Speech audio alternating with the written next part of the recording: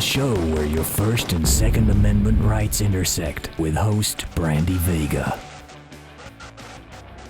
Hi there, and welcome to episode 3 of Gun Nation News. I'm Brandy Vega. Thanks for joining us. Subscribe to our channel and visit us on Facebook.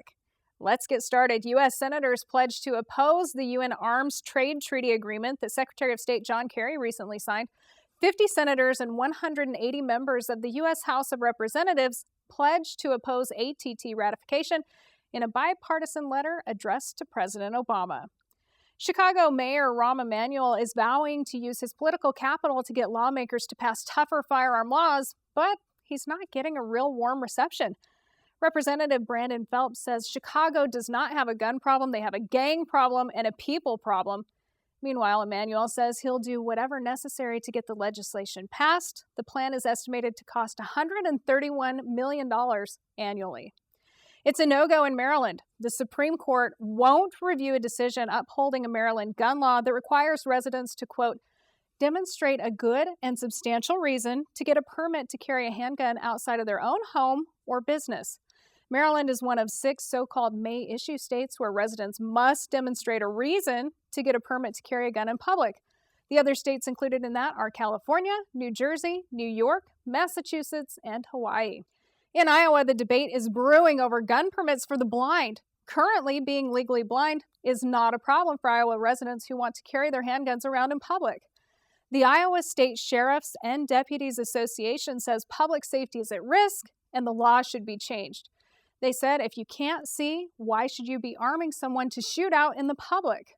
But Michael Barber, who is completely blind and recently received a concealed carry permit, says carrying his handgun for his protection is his constitutional right. He goes on to say the Second Amendment does not say we have the right to bear arms unless we're disabled. I should be able to protect my family just like you can, just like anyone else can. We would love to hear from you regarding the gun permits for the blind. Visit us on Facebook and join in on the conversation. In California, Democratic Governor Jerry Brown in the news again. He vetoed 7 gun control bills that had passed the California Assembly, but then he signed into law 4 other gun control bills, one approving a new extension on how long the U.S. Department of Justice can prolong the wait on background checks and limiting the sale of add-ons that increase ammo capacity, and most devastating was his approval of a bill that bans the sale of all forms of lead ammunition on the ground that lead pollutes the environment. In Colorado, Democratic Governor John Hickenlooper is telling out-of-state gun control groups to just butt out and stay away from the next Colorado recall. Hickenlooper says Colorado is a state that people like to be resourceful themselves and solve their own problems.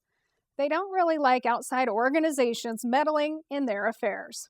And turning to sports, a new NFL policy bans off-duty law enforcement officers from taking their guns into stadiums. Many officers are pretty ticked off about the policy, and fan support for it seems to be mixed. The NFL policy is league-wide. Only stadiums subject to state or local laws that prohibit such a ban are exempt from the new policy. And would you vote for Ted Nugent for president? He recently chopped off his long locks and hinted in a Washington Post interview that he may consider a run for the White House. And why not? The rocker and outdoorsman from Detroit is known for his outspoken political statements.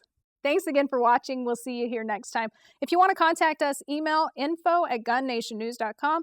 Visit us online, Facebook, YouTube, and the website gunnationnews.com. We'll see you. Gun Nation News.